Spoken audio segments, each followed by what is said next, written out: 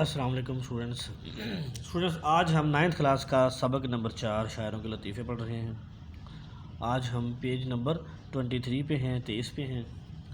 تو پچھلے لیسنوں میں ہم نے 22 صفحے تک ختم کر لیا تھا کہ اس میں یہ تھا کہ وہ شاگرد جو تھا خواجہ حیدر علی آتش کا، وہ دوسرے شہر میں جا رہا تھا، تو اس نے کہا کہ آپ کوئی فرمائش ہے تو بتائیں۔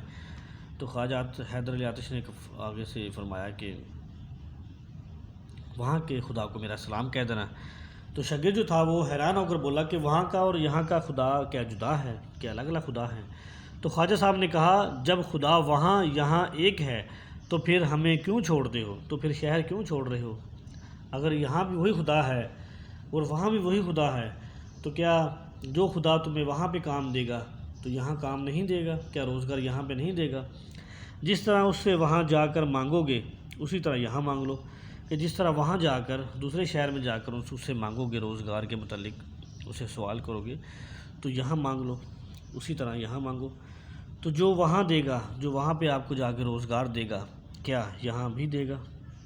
یعنی کہ جو وہاں روزگار دے گا یہاں روزگار نہیں دے گا کیا؟ اس بات نے اس کے دل پر ایسا اثر کیا کہ سفر کا ارادہ موقوف کیا، یعنی کہ ترک کر دیا۔ اس بات نے اس کے دل پر ایسا اثر کیا، سفر کا ارادہ ہی اس نے موقوف کر دیا، سفر کا ارادہ ہی ترک کر دیا، اور خاطر جمی سے بیٹھ گئے۔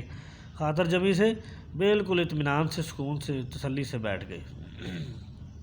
تو اسٹوڈنٹس یہ ہمارا چھٹا واقعہ ہے۔ اس سبق میں واقعات کے طریقے سے بیان کیا ہوا ہے، شاعروں کے متعلق جو واقعات ہیں، تو ہم یہ چھٹے میں پہنچے ہیں۔ ایک دن معمولی دربار تھا، مطلب کہ معمولی سے دربار لگا ہوا تھا، یعنی کہ چند شعراء حضرات بیٹھے ہوئے تھے۔ استاد ابراہیم ذوق بھی حاضر تھے اس محفل میں، اس دربار میں جو لگا ہوا تھا وہاں پہ ابراہیم ذوق جو شاعر ہوئے ہیں بہت بڑے، وہ بھی بیٹھے ہوئے تھے، حاضر تھے۔ ایک مرشد زادے تشریف لائے۔ مرشد کہتے ہیں استاد کو، تو اس کے زادے اس کے بیٹے تشریف لائے۔ مرشد زادے ان کے استاد کے بیٹے تشریف لائے۔ وہ شاید کسی اور مرشد زادی یا بیگمات میں سے کسی بیگم صاحب کی طرف سے کچھ عرض لے کر آئے تھے۔ وہ جو مرشد زادے تھے وہ مرشد زادی یا بیگمات میں سے کسی بیگم صاحب کی طرف سے، اپنی والدہ کی طرف سے کوئی پیغام لے کر آئے تھے۔ انہوں نے آہستہ آہستہ بادشاہ سے کچھ کہا، آہستہ آہستہ بادشاہ سے کچھ کہا اور رخصت ہوئے، اور رخصت ہو گیا۔ کچھ انہوں نے کہا اور اس کے بعد چلا گیا۔ حکیم احسن اللہ خان بھی موجود تھے وہاں پر، حکیم احسن اللہ خان بھی موجود تھے۔ انہوں نے عرض کی، انہوں نے کہا، عرض کیا کہ صاحب عالم، جہاں کے مالک، جہاں پناہ، بادشاہ سلامت، اس قدر جلدی یہ آنا کیا تھا اور تشریف لے جانا کیا تھا؟ اس نے کہا کہ بادشاہ سلامت، جہاں کے عالم، صاحب عالم، اس قدر جلدی کہ آپ کے جو صاحبزادے تھے وہ اس قدر آئے اور اس قدر چلے گئے، یہ کیا تھا؟ تو صاحب عالم کی زبان سے اس وقت نکلا، تو صاحب عالم کی زبان سے اس وقت نکلا کہ اپنی خوشی سے آئے نہ اپنی خوشی چلے، یعنی کہ نہ اپنی خوشی سے آئے تھے اور نہ اپنی خوشی سے جا رہے ہیں۔ بادشاہ نے استاد کی طرف دیکھ کر فرمایا کہ استاد دیکھنا کیا صاف مصرع ہوا ہے۔ بادشاہ نے اپنے استاد کی طرف دیکھا اور کہا کہ استاد دیکھنا کیا صاف مصرع بنا ہے۔ استاد صاحب نے بے توقف عرض کی کہ حضور، فوراً، یعنی کہ بالکل فوراً ہی استاد صاحب نے اس کا جو تھا وہ شعر بنا دیا، بالکل فوراً ہی، کہ لائی حیات آئے قضا لے چلی چلے، لائی حیات آئے قضا لے چلی چلے، اپنی خوشی سے آئے نہ اپنی خوشی سے چلے۔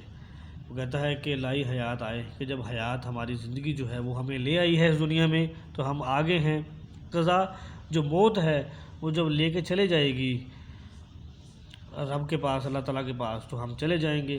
نہ یہاں پہ اس دنیا میں ہم اپنی خوشی سے آئے ہیں اور نہ ہی ہم اپنی خوشی سے یہاں سے جائیں گے، یعنی کہ ہماری کوئی وقت نہیں ہے۔ اچھا، اس کے بعد کیا ہوا؟ یہ واقعہ ختم ہوا۔ اس کے بعد واقعہ نمبر 7 ہے۔ مرزا غالب کی قاطع برہان کے بہت شخصوں نے جواب لکھے ہیں۔ قاطع برہان مطلب دلیل جس میں کوئی شک نہ ہو، قطع کرنے والا۔ قاطع کا مطلب ہوتا ہے قطع کرنے والا، اس کا پورے کا مطلب کہ دلیل ایسی جس میں کوئی شک نہ ہو۔ مرزا صاحب کی قاطع برہان کے بہت شخصوں نے جواب لکھے ہیں اور بہت زبان درازیاں کی ہیں، یعنی گستاخیاں کی ہیں، اور وہ لوگوں نے زبان درازیاں بھی کی ہیں، گستاخیاں بھی کی ہیں۔ کسی نے کہا کہ حضرت آپ نے فلاں شخصی کتاب کا جواب نہ لکھا، یعنی کسی نے کہا کہ آپ نے فلاں شخصی کتاب کا جواب ہی نہیں لکھا۔ فرمایا بھائی اگر کوئی گدھا تمہارے لات مارے تو تم اس کا کیا جواب دو گے؟ کہ تم بھی اسے لات مارو گے کیا؟ یعنی کہ جس نے کوئی گستاخی سے اگر بات کی ہے تو اس کا جواب دینے کی کیا ضرورت ہے؟ وہ گدھے کی مانند ہے، وہ اگر لات مارتا ہے تو اسے جواب میں لات نہیں ماری جاتی۔